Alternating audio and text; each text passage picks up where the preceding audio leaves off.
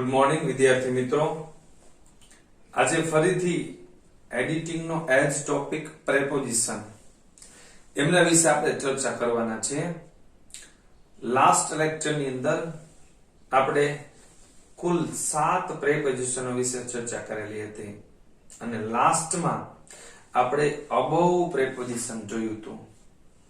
On, over અને above. ત્યાર પછીનું જે પ્રેપોઝિશન છે એમની આજે આપણે ચર્ચા કરીએ છીએ. તો ત્યાર પછીનું પ્રેપોઝિશન છે એ છે અપ.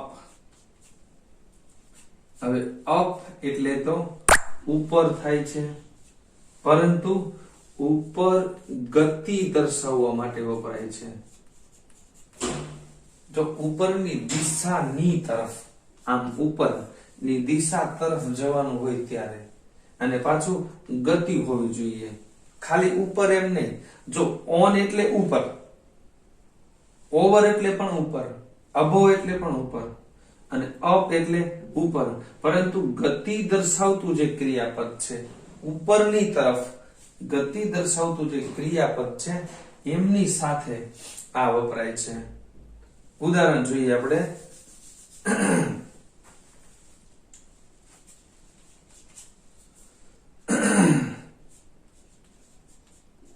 કેવલ can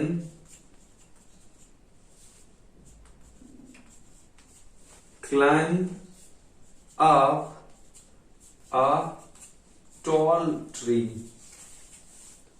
કેવલ એ ઊંચા વૃક્ષ પર ચડી શકે છે. તો ક્લાઇમ્બ એટલે ચડવું, પરંતુ કેવી રીતે? ઉપરની તરફ. જો આવી રીતે વૃક્ષ હોય અને અહીંથી ચડે છે તો ઉપરની તરફ ચડવાના સંદર્ભમાં છે. તો જ્યારે ઉપરની તરફ ગતિ કરવાના સંદર્ભમાં હોય ત્યારે વપરાય છે ક્લાઇમ્બ અપ, ઉપર ચડવું. ક્લાઇમ્બ ઇન વપરાતું નથી, ક્લાઇમ્બ એટ વપરાતું નથી, ક્લાઇમ્બ ઓન નથી વપરાતું, પરંતુ ઉપરના સંદર્ભમાં હોય છે ત્યારે ક્લાઇમ્બ અપ વપરાય છે.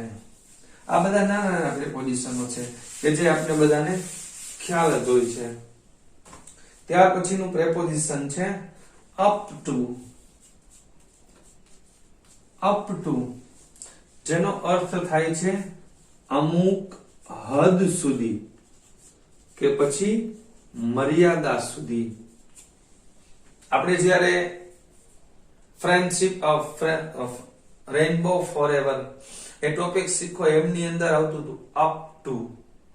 જ્યારે લેખિકા છે મૂંઝાઈ જાય છે, લેખક પોતે જ્યારે મૂંઝાઈ જાય છે એવા સમય એવું કહે છે, સોરી, ઓ જલેબીસ ની અંદર આવતું ફ્રેન્ડશિપ ફોરએવર ને ઓ જલેબીસ ની અંદર ફીસ ચૂકવી શકતા નથી અને પછી જ્યારે એ એક દૂર સુધી ચાલ્યા જાય છે અને પછી ભગવાનને પ્રાર્થના કરે છે અને ભગવાનને કહે છે કે ચાલો આપણે એક કામ કરીએ, કે એક એવી રમત રમીએ કે હું અહીંથી પેલા રેલવેના પાટા સુધી જઈશ, ત્યાં સુધીમાં તમે આ એક પથ્થરની નીચે પૈસાઓ મૂકી દેજો. તો રેલવેના પાટા સુધી, તો અમુક મર્યાદા સુધી. તો ત્યાં શું વપરાય છે? Up to. ત્યારે એવું કીધું તેને, I will go up to the railway track. કે હું રેલવે ટ્રેક સુધી જઈશ. તો અમુક હદ સુધી, અમુક મર્યાદા સુધી. આપણે કહીએ my grandfather goes for a woke up to the railway station, કે મારા દાદાજી એ રેલવે સ્ટેશન સુધી જાય છે. પછી આપણે કહીએ he always gets up to 90%, કે તે હંમેશા 90% સુધી માર્ક્સ મેળવે છે. તો આ 90% એ શું થયું? અમુક મર્યાદા થઈ. પછી એ સંખ્યા હોય કે પછી સ્થળ હોય, ની મર્યાદા સુધી અથવા ના સુધી એવા અર્થની અંદર અપ ટુ વપરાય છે.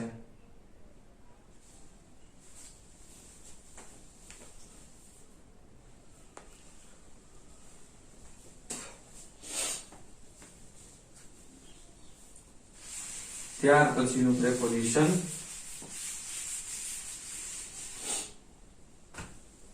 ત્યાર પછીનું પ્રેપોઝિશન છે અંડર. હવે એ તો બધાને ખબર જ હોય. અંડર નો અર્થ થાય છે નીચે. કોઈ વસ્તુ છે અને એમની નીચે આવેલું છે, તેના માટે શું વપરાય છે? અંડર. એ તો આપણે 5મા ધોરણથી શીખતા આવ્યા છીએ. આ બધાને એક એક જ ઉદાહરણ લેતા જોઈએ તો કહીએ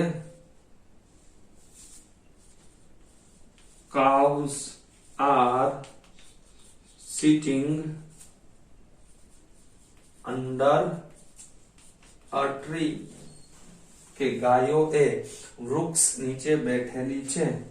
તો અંડર એટલે શું થશે? નીચે. ત્યાર પછી જો એક બિલો અર્થ થાય છે, એનો અર્થ પણ એના જેવો જ થાય છે. બિલો એટલે પણ શું થાય છે? નીચે. પરંતુ બિલો એટલે કેવી રીતે? એક વસ્તુને સ્પર્શ કરી અને બીજી વસ્તુ નીચે આપેલી હોય ત્યારે. આપણે કહીએ ડિટેલ્સ આર ગિવન બિલો. આપણે જ્યારે એપ્લિકેશન લખતા હોય ત્યારે આપણે એમ કહીએ છીએ કે my biodata and other details R given below. એટલે મારો બાયોડેટા અને વિગતો નીચે આપેલી છે. પરંતુ નીચે એટલે કેવી રીતે? તમે જે માહિતી લખેલી છે, આ પેરેગ્રાફ પૂરો થાય એનાથી નીચે આપેલું હોય છે ત્યારે શું વપરાય છે? બિલો. પણ એ એકબીજાની વસ્તુને સ્પર્શ કરેલી હોય છે. પરંતુ કોઈ ભૌતિક વસ્તુ છે એની નીચે જ્યારે આપેલું હોય છે ત્યારે વપરાય છે અંડર, જેનો અર્થ થાય છે નીચે. ત્યાર પછીનું પ્રેપોઝિશન એ છે before.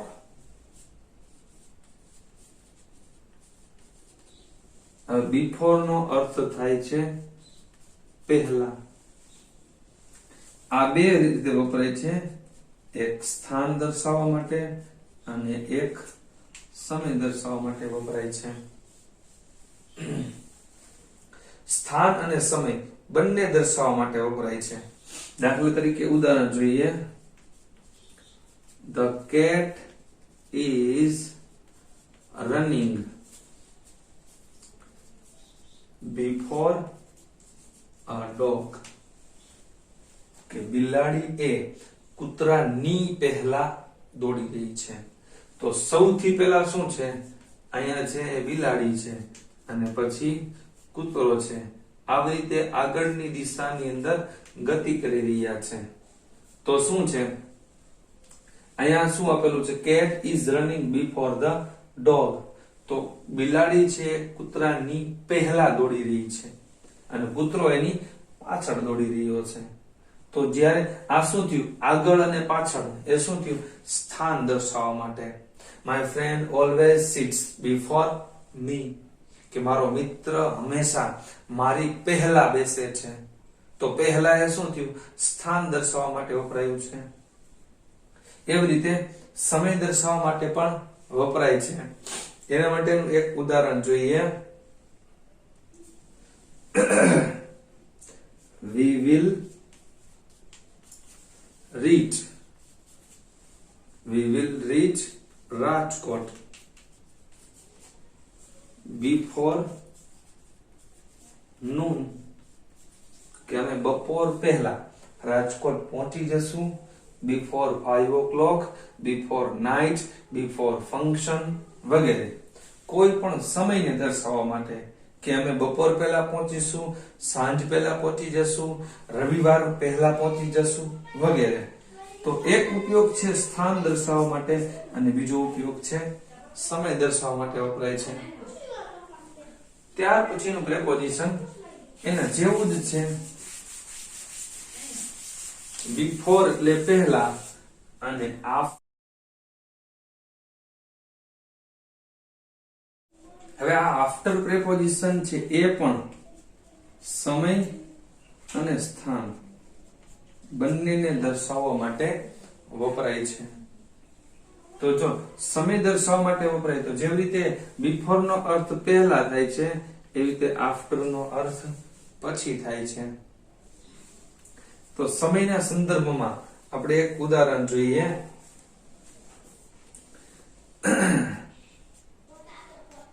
I will go to the party. હું પાર્ટીમાં જઈશ. After an hour. હું 1 કલાક પછી પાર્ટીમાં જઈશ. તો અહીંયા એન અવર એ શું થયું? સમય દર્શાવવા માટે વપરાયું છે. તો એમ અહીંયા આફ્ટર નો પહેલો ઉપયોગ થયો એક સમય દર્શાવવા માટે, અને બીજો છે એ સ્થાન દર્શાવવા માટે વપરાય છે. તો બીજું એક ઉદાહરણ જોઈએ. The policeman is running after the thief. કે પોલીસમેન એ ચોરની પાછળ દોડી રહ્યા છે. તો અહીંયા સ્થાન દર્શાવવા માટે ચોર પહેલા દોડે છે અને એની પાછળ એને દોડ પકડવા માટે પોલીસ દોડી રહી છે. તો અહીંયા આફ્ટર નો અર્થ શું થશે? પછી અથવા તો પાછળ. તો જેવી રીતે બિફોર નો અર્થ થાય છે આગળ અથવા તો અગાઉનો, એવી રીતે આફ્ટર નો અર્થ થાય છે પછી અથવા તો પાછળ. તો બિફોર અને આફ્ટર બંને સમય અને સ્થાન દર્શાવવા માટે વપરાય છે. ત્યાર પછીનું એક preposition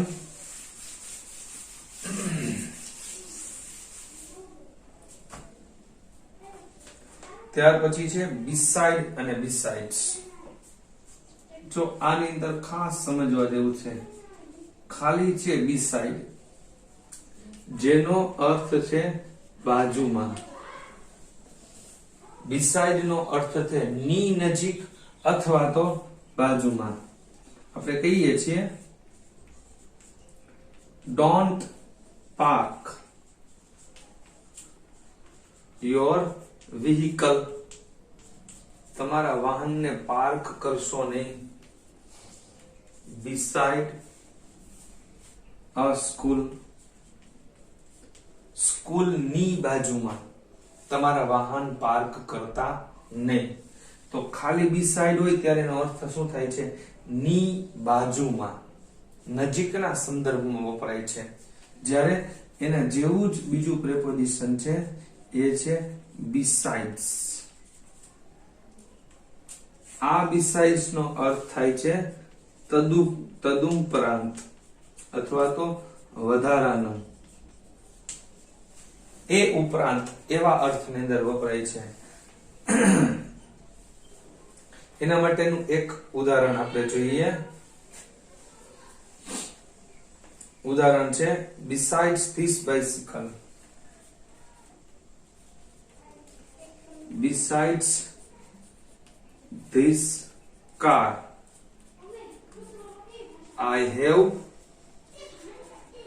another car.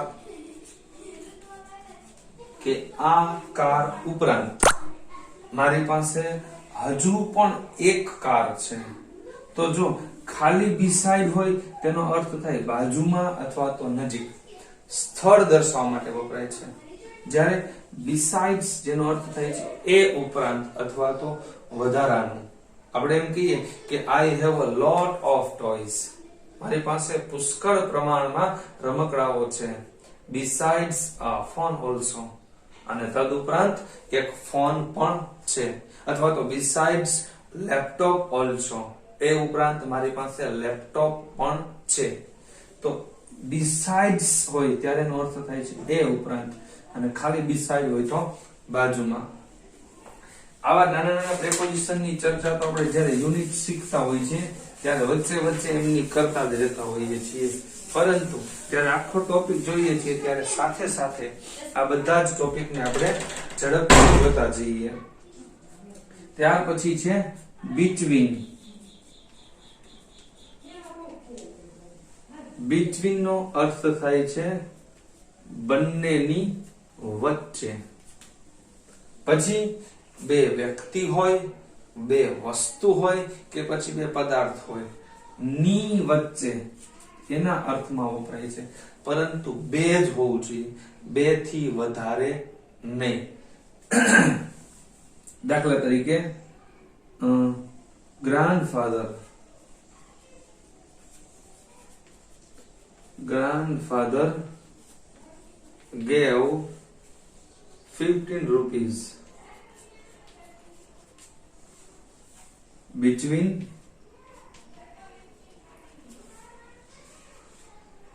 two grandson. દાદાએ બે પોત્રો વચ્ચે 50 રૂપિયા આપ્યા.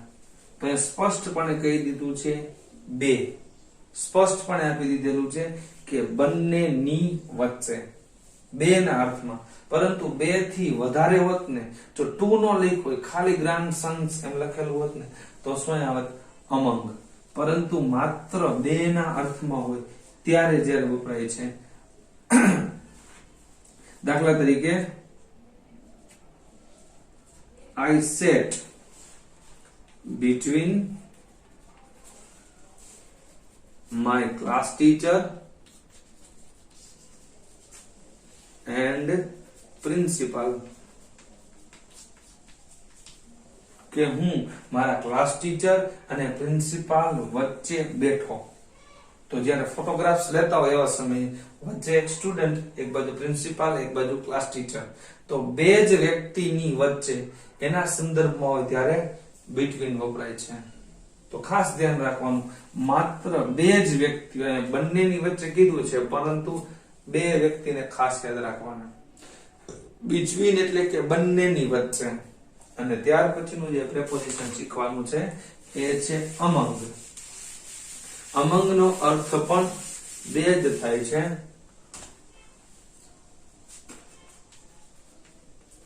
અમંગનો અર્થ પણ શું થાય છે?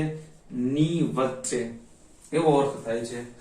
પરંતુ બે થી વધારે વ્યક્તિ અથવા તો વસ્તુની વચ્ચે એવો અર્થ હોય ત્યારે અમંગ વપરાય છે. ઉદાહરણ જોઈએ. Father has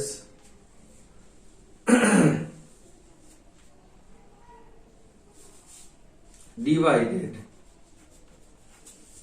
his property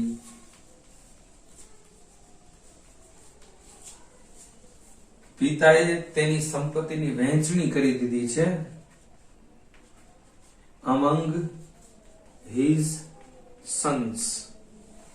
કે પિતાએ તેના પુત્રોની વચ્ચે, પણ પુત્રો અહીંયા બે થી વધારે હશે. જો બે હોત ને તો આપણે લખ્યું હતું, તો હું લખી between his two sons, તેના બે દીકરાઓ વચ્ચે. પરંતુ બહુવચન એટલે તમારે શું સમજવાનું? બે થી વધારે જ સમજવાનું. between the sons, between two લખેલું હોય તો બે સમજવાના, પરંતુ ખાલી બહુવચનનું નામ આપી દીધું sons, boys, students વગેરે, તો શું આવશે? ત્યારે તમારે સમજવાનું કે બે થી વધારે જ હશે. એટલે જો એ સંખ્યા સ્પષ્ટ આપી દીધેલી હોય બે, અથવા તો કોઈ બે વ્યક્તિના નામ આપી દીધેલા હોય, brother and sister, uncle and aunty, class teacher and monitor વગેરે, બે સ્પષ્ટ નામ આપી દીધેલા હોય, અથવા તો ટુ કરી અને પછી બહુવચનનું નામ હોય, ત્યારે તમારે સમજવાનું between. અને ખાલી બહુવચનનું નામ હોય ત્યારે એનો અર્થ થાય છે અમંગ. દાખલા હજી એક ઉદાહરણ જોઈએ. I saw a peacock among the flock of crow.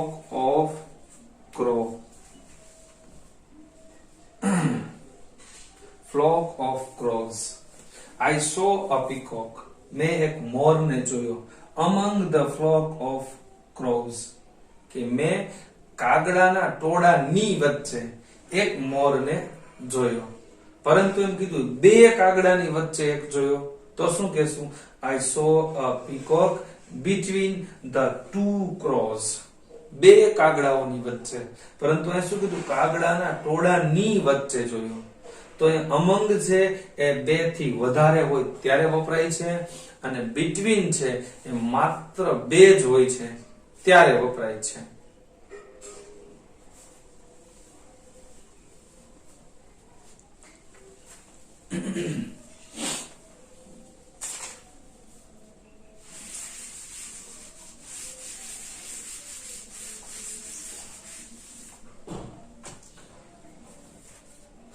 ત્યાર પછીનું પ્રેપોઝિશન છે અક્રોસ.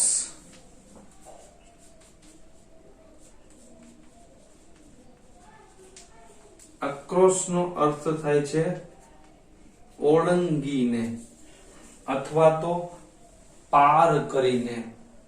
હવે કોઈ પણ એક વસ્તુ છે, દાખલા તરીકે આ નદી છે, હવે એને જ્યારે ઓળંગીને તમારે સામેની બાજુએ જવું હોય ત્યારે શું વપરાશે? અક્રોસ. એવી રીતે કોઈ હાઈવે રોડ છે આવી રીતે, અને એની આ બાજુથી તમારે આ બાજુ જવું છે, એટલે એક બાજુથી ઓળંગીને સામેની બાજુ જ્યારે જવું હોય છે ત્યારે વપરાય છે અક્રોસ. દાખલા તરીકે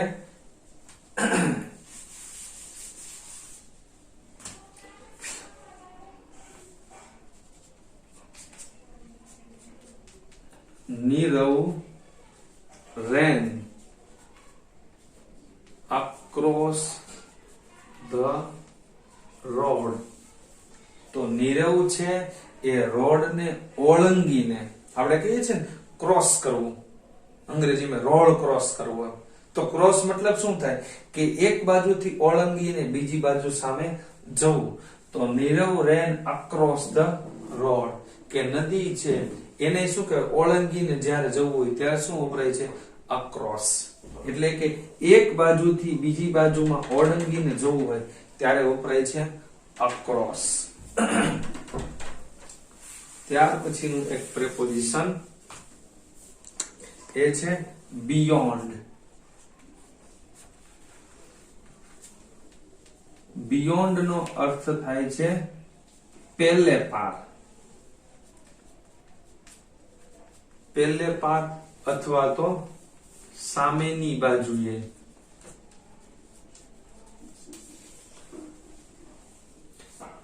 કોઈ એક વસ્તુ છે એની સામેની બાજુ આપેલી છે ત્યારે શું વપરાય છે? બિયોન્ડ.